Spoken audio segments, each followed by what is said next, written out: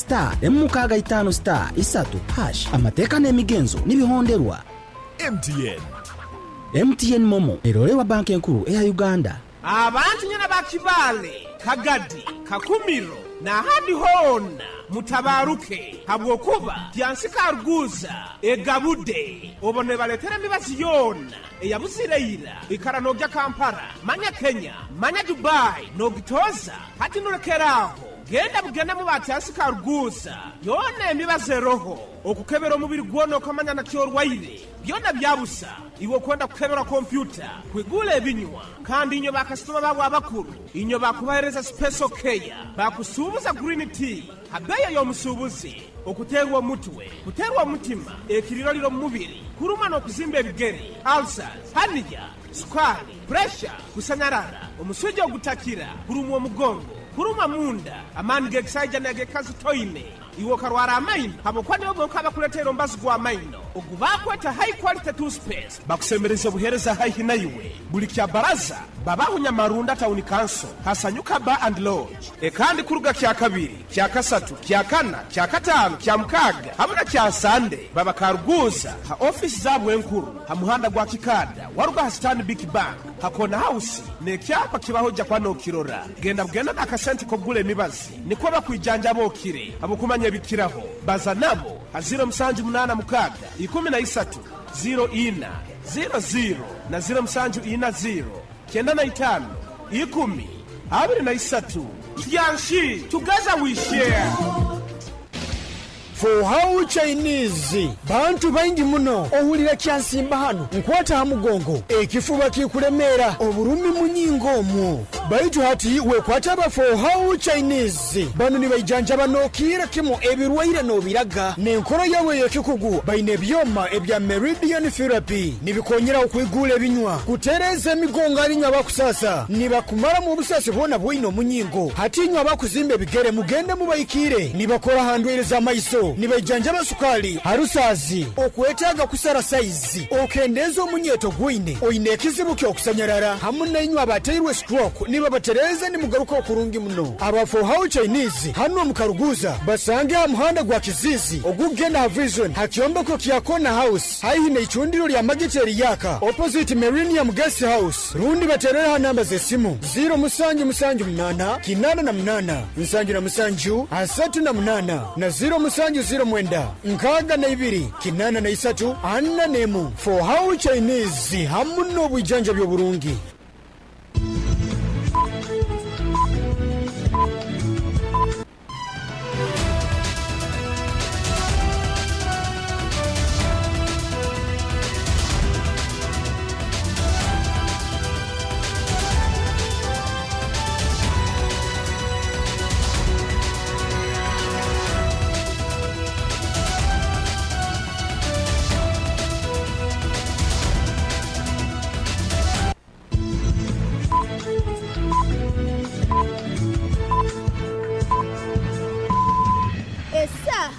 Kirema ya kairirizi ohulirize kedial chikumi katonze isatu fama akaire kanu nikakuleterwa MTN voice bundles ezikutera network zona habei dondolo migasita chikumi sita ibiri hash rundo yekonyeza my MTN app okome mu daily bundle habo kuba butukuba zaitwena titukwemerezebwa.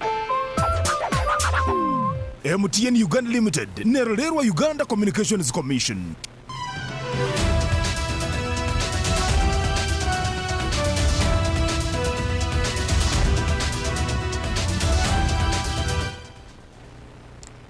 Orukratwa nyamasaza ya Kagadi rurabize okwereza ibara orugudo erya na myaka habokumanyira obuhereza bwe abakunte itako mnyamasaza kikube baliombuzebo habokuyali abantu ensimbe abantu abatakwesobora mu Uganda nibo bajja kutunga katukya mpox sekusika electongole kibebo meze ekande Ecclesian Katolika eyangire ensimbe za dole mitwale na kurugali mwembezanga eri Kenya esaha eri moja nyini akairirize ka kiro kino oirirota mulireza kedi alfama kikumi katenze isatu makurumbu ijwire ogakusomera ndi Joyce Nyamaizi. Orukatwa nyamasaza ya Kagadi kiro kino ruchwiremu okwereza ibara orugudo rukuteraniza Kagadi Kampala kuraba Kagadi Secondary School okwikira kimu URDT ubundi balihereza ibara lya George William na myaka nebamanyira obuhereza oburungi byakozere obwakyaye bembera kibale enkoto ekihanuro kino kigumibwe omurikara rwembaganizo orwahamu nirubemberwa rigokatwa nyamasaza ya Kagadi mageze muwonge mbuga za nyamasaza obwo orukalizibwe okutera heriso nokumanyira omugenzi George William na myaka abairi mukuru ntebe katana habwa kibale enkoto yafira sabite hoire bakabane huaho makage omuseli ya Temuzi mtani kanse ya mabale nyamasaza ya Kagadi mugezi na myaka oyahereise nka mukuru ntebe katano abwa nyamasaza ya kibale hagati ya mwaka gwa 2022 otieno mwaka gwa 2016 abo bataka bayiro kuchwa nyamasaza ya Kagadi otiroho na kakomiro akaba na mukuru begesa somera na Igana Secondary School abo myaka nyingi atakabaire kutaho mirimo ye eye bya polipo kandi obwo akahereza na ngo wakwebembera akateba kaginwanisibwa nogabe mirimo akanyamasaza ya kibale ekyanuro ekya okumanyira na myaka kyanjirwe Vincent Semuga agwera mukuru wa katano mnyamasaza ya Kagadi agira ngo oruburwe orukubanza omnyamirimo rukaijaho nka ogwa kabaye simbire aike owakwikiraniza hanyuma yakayimukira kamani akabaireho akebya polipo kandi obwo omugenzi na myaka najja kwijukirwa nkomonti abaire naleta obusinge akanda benarwanira obumo otiroho nenkurakurana. Speaker, I beg to move that Council sitting today honors and recognizes the contribution made by the late Honorable George William Nyamyaka in the development of Greater Kivu. Important to remember, Honorable Speaker, his first term of office, he came in as a compromise candidate after a heated political tension that was associated with a lot of bloodshed. He will always be remembered as a peacemaker, an icon of political tension, an icon in advocating for togetherness and development of the district, a visionary, change maker, an educationist, a role model to many people. In respect to the contribution made by the late Honorable George William Nyamyaka, I beg to move that Council sitting today resolves to name the road that connects Kagadi Kampala Highway via Kagadi Secondary School up to URDT Road. Abakurasi bakigumize hanyuma abagambi bona babaire ni babaza bamanyirira kandi bahaisaniza omugenzi na myaka. We have to support the motion. In Mabare, we recognize the contributions of our great leader, Mzee George William Nyamyaka. We named a ward called Nyamyaka Ward. He sowed seeds of peace in the hearts he would keep as a guardian against corruption. Mr. Speaker, I propose that on top of that road, if we change this one, we can get a school, because this is a man who has taught all of us here. I'm moving a motion to approve the motion brought by the secretary as it is, plus how the chairman has said. Those in favor say aye, and those against say nay. The ayes have it. Thank you very much. Obigambo byendibwa mibonga Joyce mkurunti bakatano mnyamasazi ya Kagadi atenseze ngwe somero yona eya senior eya Sydney yakutandikwa mu ibora erya mabale kandobo neheresebwa ibara lya namyaka. In agreement with members that the road is not enough, given the history of the late, I wish to propose to the August House that since it is a government policy that every sub-county should have a secondary school, I wish to propose that the seed school for Mabare sub-county be named after him as Ramiaka Seed School in Mabare sub-county, and we shall put possible effort to make sure that we get the school. We shall even use the Turobe, since you have the members of parliament and the ministers here, to make sure in honor of his legacy, we secure funds from government and give it a priority, and we name it after him. Dansan Balaba mhandiki kuruga omnyamirimo eyo mwikirwa asoboreire omugenzi na myaka nkogwo wabaina yangwa okwikibwaho habo ensonga yona kandi omuntu owataine wakisa kumugarukira mbikere owatyatyo. I want to say that the 4 years I spent in Kibale as the Chief Administrative Officer was the beginning of the journey to the position I am holding. The late George William Nyamyaka many things have been said about him. We developed together with the council what we termed as an open door policy, that Mzee George William Namyaka was approachable by every sundry, anytime, anyway. And that is a very good attribute to a leader. He was a mentor. Many people have benefited from his mentorship. He touched many people's lives. In 2007, when I came, the IJJ had almost put their offices in Kibale. All the time, IJJ would be here for investigations. But I want to confirm that because of this open door policy, for the next 3 years, we did not see any IJJ person coming for an investigation in Kibale. abakurata omukurata olukanga hambera Jennifer Mbabazi otiona msana Eric Achale abanyamasazi ya Kagadi hamu n'omukurasi Noah Kisembo basemero abanyamasazi ya Kibale bayisanize mugenzi na myaka nko wakulolerwaho kandi empagi obusinge omukichweka ono oyayebembire na okusoma okwa mwana obwobwiseke. He fought a fight about sectarianism. He fought a fight about tribalism. He fought about corruption. George William Namyaka, as an icon of peace, a peacemaker in this region, is a preserve of many aspects we see in this country. I would suggest a proposal to have a peace monument in honor of George William Namyaka. He was a champion of girl-child education that saw me raised to what I am today, from grass to what I am. He was a great administrator of our time, a great leader. We have all attested to this. We thank God for his life that was so purposeful. Mu bigambo bye omwikiro obukama bwa Binyorokitara Andrew Byakutaga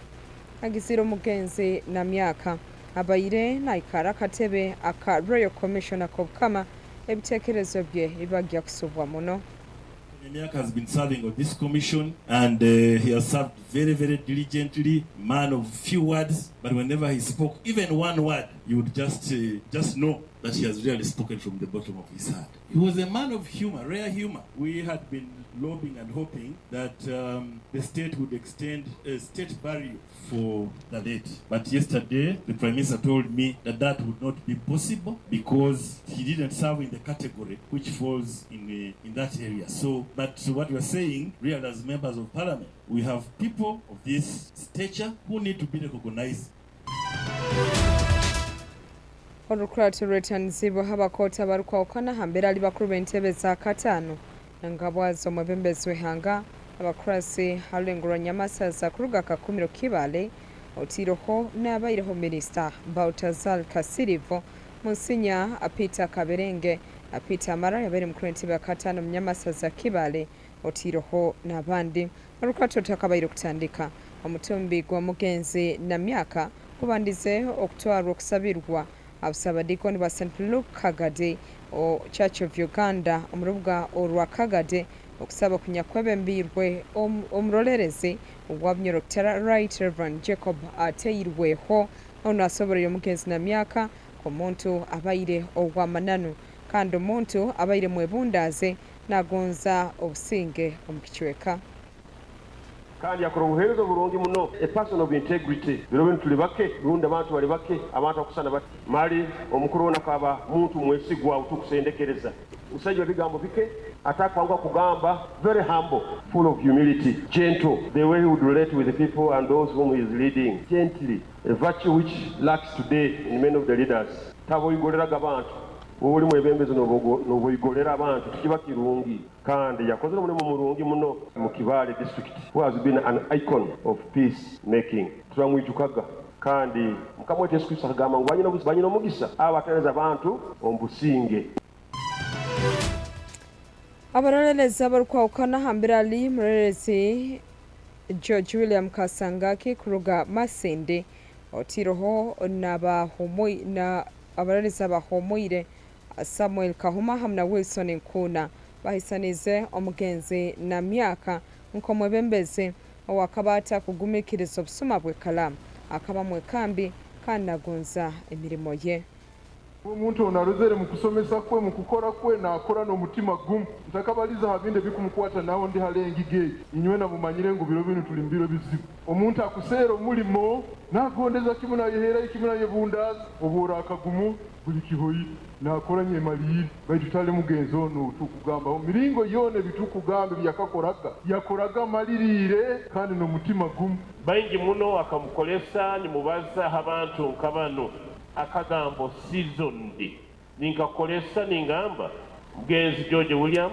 was a seasoned teacher, he was a seasoned leader, a seasoned politician, a seasoned elder. Muhamanzi ezobukama bwa bunyalukitara. Hard work, incorruptible, gentleness, humility, wisdom in decision making, wisdom in action. Mpora na baza George William emyaka ohumule omusingi. Nabaza harubajirwa bekayo mugenzi na myaka omutabani we Geoffrey Mugesa town clerk wa Kagadi Town Council asimire muno okuganyirwa okubaherezibwe kandi yasobora mugenzi na myaka aferira myaka kinana nebire y'obukuru nkatata abayire omugonzebwa muno omukuru abayire mukugombya nyegesa kandi ekiralekye ekijja okwikaraho akayire kona kima muno omulimo gwekanisa kitugenda kumbazaho bintu bingi muno habokuba kuruga omuguru na ruga munsi ebigambe by'abantu bibabalize na saha zino bimwani muhura saha zino nibyeyo taliyo bindi icyo tumanyireho ekibi kyone ebimwamurorezeho aheru umusomesa murongi yagonzaga abantu nagonza kuba smart, he was a disciplinarian, a teacher seasoned. Icyo nze tuli hano byajya kuturuka aheru nicyo twasohokaga ku biro zaho, you can imagine. Kasumiko kwatia amakuru kirokino bwaribagyo umukoro gwo kuzika gweki agenda maiso omuseli yatemuze mtan council ya Mabale omunyamasaza ya Kagadi. Ababyokwerinda munyamasaza Kikube bakusoliriza hali abaponta abarukaukana bakorrekta ngole kya Mesioglu Engineering Company Limited bano ni babajunano gwa kwiha sente government okuraba mutongole kibitako kombeka amo no kurakwanze bivuga amwezo gwa mnana omwaka guno bakapatana ekitongole kuruga mbuturuke okora emirimo yokupima itaka otiono kulihandikisa munyamasaza eya Kikube aya pataine akaragirwa na abaponta itaka amabuhora agaruka okana ambere government enegenderwa ekyokuherezayo ebyapa bya itaka alaba ikaza kasente kake ekitongole kebyo itaka abakatekanisa kuherezayo ebyapa ebikwika emitwaro ebiri alaba ikaza munyamasaza eya Kikube asente zikehezibweho niko batangire emisange kanyira ineyo kunyakura itako munyamasaza entekanze ne kutekwa mwensimbe World Bank Negia gobora mabaikaze kuruga mu ibali ya Kisira Mvumbi Bugambe Buhimba Kyangwali Kaboya atiro hono burubuga orwa Kikube ebyapa nibijya kwerezebwayo ali abaikaza kasente akateito akanda kezibweho akatako inguze mitwaro 815 ansi yenkora ya systematic land adjudication certification obo neteksebo munkora ekitongole kebyo itaka kandi mukasumikana abakupima itaka omunyamasaza abakupima itaka lyabantu ekijja kurugiraho kutunga ebyapa bine bya itaka mlantu musime anyakuli engaba emebembezwa ngo munyamasaza ya Kikube agambya abaikazi baingi muno baikirire nyamiri moje nibajuna n'abakonta abwa okosa entekanzeni yokupima itaka nka akagisa ko kunyakura kasente kainge nibe hagati ye mitwaro 2 ne mitwaro 5 okuruga halabo abaino kandikwa okutunga ebyapa bya itaka. As you are aware, government brought us a very good program, systematic land registration and adjudication, SLAC. This is a World Bank funded project, but going through the means of lands. Kikube, the president gave us 20,000 titles, where the applicant only has to pay 85,000 shillings. The exercise has started down well, but in between, some individuals, especially the surveyors, being accompanied by the LC1 chairpersons of the villages, are demanding money from people 20,000, 30, 40, depending on the acreage. And to me, this is very wrong. It is illegal. I told those people by next week they should have refunded these people's money and make sure that whoever benefits from this program is not charged in any way. And we are going to arrest them. Mbabazi Talemwa omwikazi kuruga omu Kyabakenda mwibora erya Bugamba otiona Richard Kimoendo mwikazi kuruga mwibora erya Kisira Nfumbi bakwenda obusobozi mu bwangu okukorawo hali abakupima itaka bano kandi ngo abantu abatalina nsembe bakwakanwa enteekaniza z'okuhandikisibwa omu abakupima itaka nakorana ekitongole abalizemu na Nyamara Kaita atagondeze kumwatuukiriza akuragira enkabazo mabembezo wanga otiruho nabebembezo munyamasaza bahereze obukaiso obukuba junana abokuyaka sente kandi bagira ngo bino byone bikuba jote kuwaho abayina gendero kyokusisa ibara lyabo namananu omaiso k'abantu makuru agande ekitongole ky'ebyobwomezi abatuirengo abantu abali abutengenene bw'amaani mu n'abanyayuganda nabagya kusindagwa ebikato ebyekirere kya monkeypox mu Kasumekano Nyamasaza 20 ezo zitalibanizibwa ekirere kina Kampala ne bano muhendo gw'abantu abakyakize kuba baingi 55 baonderwa na Kasongola Yumbe Maracha Otirona Alewa Edward Moganga najunanizibwa na ebyabwomezi kandi ebyabwangu mutongole ky'ebyobwomezi obwo nabazamo omulukrato rukwatagaine nokumanyisa halikire kya monkeypox mu Arugwa agambye ekitongole ky'ebyobwomezi bali mu nteekaniza z'okutunga ebikato nabo okutandika okusindako okusikika ali muganga abantu abanyakula butengenene bw'amaani muno amwihanga agamba hambera ali badaktari abalamwanju gw'okujanjaba otiro n'abakozi abanda bakavumenti abaana b'essomero otiro na Nyamasaza ezinyakwerire Democratic Republic of Congo hamwe na South Sudan aba malaya bakwetunda aba boda niyo bagya gobora omukusindagwa kuno. The current information about mpox in Uganda is not good because we are seeing an increasing number of infections. We are also putting attention on the border districts, increasing their surveillance to ensure that we contain the infections. In the same way as Ministry of Health, we have guided all districts in Central, in Western Nile, in the Busoga region to activate all district task forces. Yes, Ministry of Health through our partners, WHO, UNICEF and others, we are planning to roll out the vaccination. But now, it's not one of our core ones because we still have measures how we can prevent. Okyahuliriza makuru mu lunyoro lutoro hachikumi katonyeze isatu kedia FM gano gali makuru gaita gahe. Gero Uganda ekeleze Katolika kuruga mwanga eri Kenya bangire busagiki obwa emitware na monsimbi eza dola ezinyakubairesibo mwembezi William Ruto anaherezeyo ensimbi abokombeka enju y'abasaseredote obwo nika kisembo ali aba ekwaya ababaire ni basaba asabite hoire ne hwerekera akelezia eyen Katolika nyakuli Msoweto mubuga rukura Nairobi okosagika kuno kondekereire reporter nebigambe byebalisibwe aba bishop abekelezia Katolika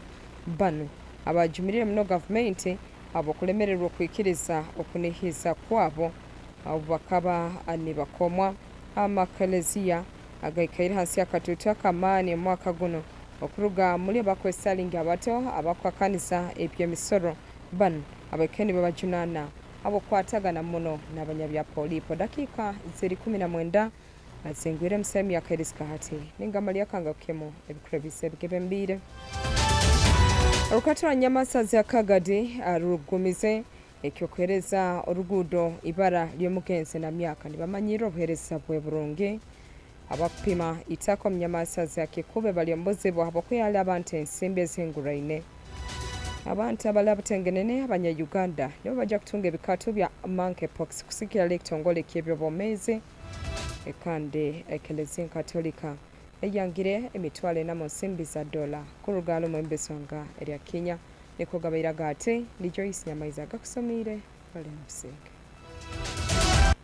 KDR FM nekuikia amakuru agachenchuire kuronge okuruga mu bicuka byona ebya haihi nahara agamunuka harulengo rwihanga narulengo rwifiyona amakuru wa KDR FM gabaire nigakoekebuaho MTN okuba musinguzi notekwa kusinga batasingwa yesebo kare zahansi ompe pressure up 50 oruko sibondo okusingura chigumire konkana MTN momo changu he fakshashura ninga gura urukozesa momo otungo mugisha gwo kwangura mobile money buri izoba koresa momo app ninga nyiga star emwe mukagi 5 star ishatu hash enkora n'obushonshoreche nibikuratirwa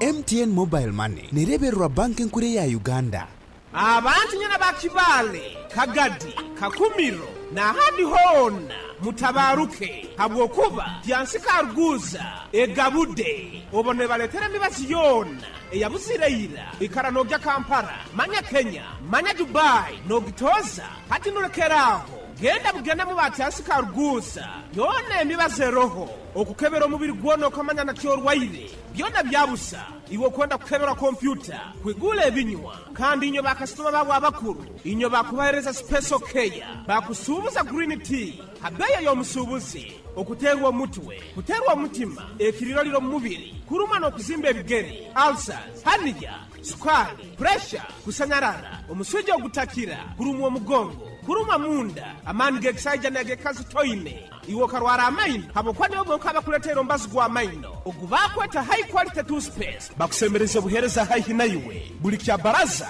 babahunya marunda town council hasanyuka bar and lodge ekandi kuruga kya kabiri kya kasatu kya kana kya katano kya mukaga hamuna kya sande baba karuguza ha office zabwe enkuru ha muhanda gwa kikada waruga stand big bank hakona house ne kyapa kibahoja kwano kirora genda bugenda nakasenti ko gule mibazi niko bakwijanja bokire abo kumanya bikiraho baza nabo haziro msanju munana mukaga 13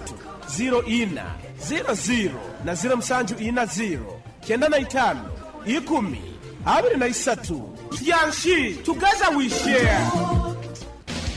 For how Chinese bantu baingi muno ohulira kyansimba hano nkwata hamugongo ekifuba kikulemera oburumi munyingo mu baitu hati wekwata ba for how Chinese bano ni bayijanja banokira kimo ebirwaire no biraga nenkoro yawe yekikugu baine byoma ebya meridian therapy nibikonyera